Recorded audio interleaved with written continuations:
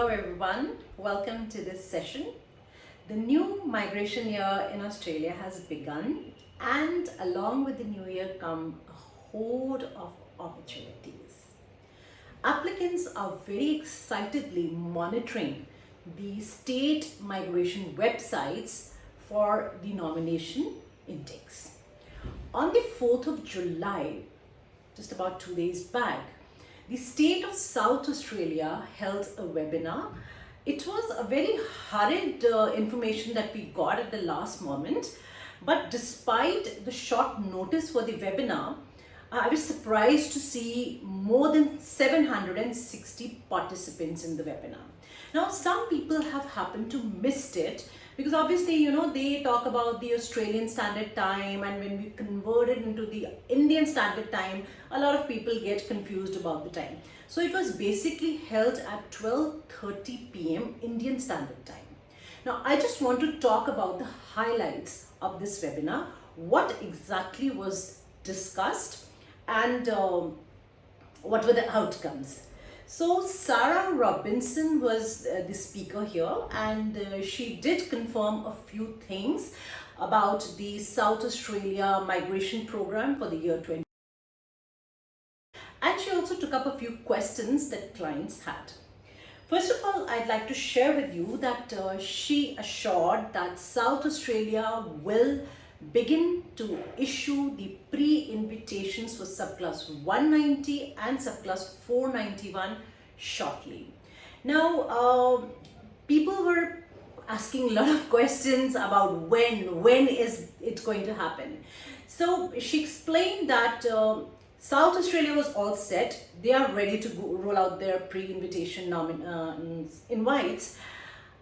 They're just waiting for the allocations from the DHA. So as we all know that although the number of places has been decided at 190,000 for this year, the states are yet to know as to what is the specific number of quota that has been assigned to them by the DHA.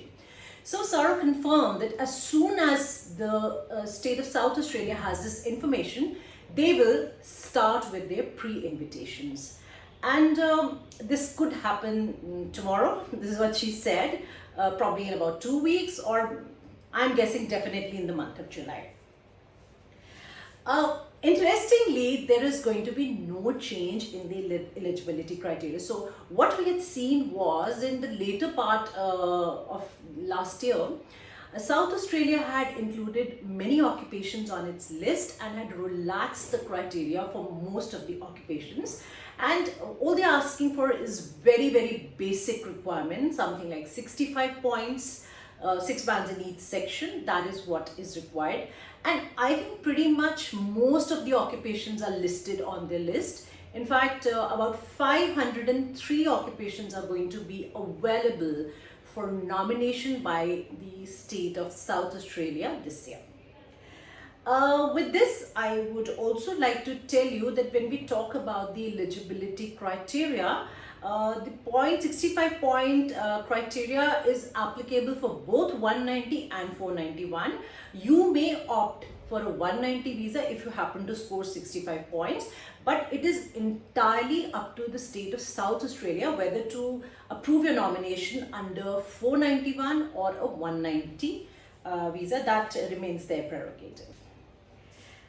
And a few things I'd like to quickly touch upon that were discussed. As far as the question about 190, the likelihood of applicants receiving a 190 subclass nomination is concerned, the response came in was that few occupations are likely to get a 190 nomination. So it's not that all applicants are eligible for 190, of course we know that, but the South Australia seems more inclined to giving out 491 nominations. And Sarah also confirmed that there's absolutely no discrimination on the basis of whether you are an offshore applicant or you are an onshore applicant.